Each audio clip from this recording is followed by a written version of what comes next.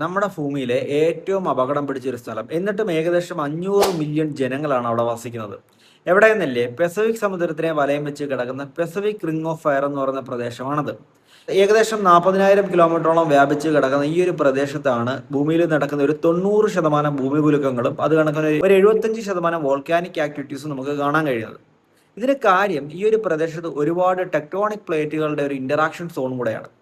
Pacific ring of ഫയറിന്റെ ഭാഗമായിട്ട് വരുന്ന രാജ്യങ്ങൾ നോക്കിക്കഴിഞ്ഞാൽ Indonesia, Philippines, Japan, Chile, Peru, അത് കണക്കിന് US കുറച്ച് ഭാഗങ്ങൾ, അലാസ്ക ഒക്കെയാണ് ഈ ഒരു പ്രദേശത്തിന്റെ ഭാഗങ്ങളായിട്ട് വരുന്നത്.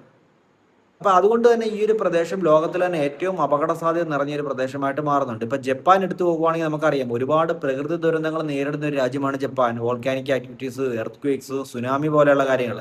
അതിന്റെ ഒരു പ്രധാന കാര്യം ഈ ഒരു ജപ്പാന്റെ ലൊക്കേഷനാണ്. ഈ ഒരു പസഫിക് റിംഗ് ഓഫ് ഫയറുമായിട്ട് ബന്ധപ്പെട്ട് കിടക്കുകയാണ് ജപ്പാൻ. അപ്പൊ അതുകൊണ്ടാണ് ഈ ഒരു രാജ്യമൊക്കെ ഇത്രത്തോളം പ്രകൃതി ദുരന്തങ്ങൾ നേരിടുന്നത്.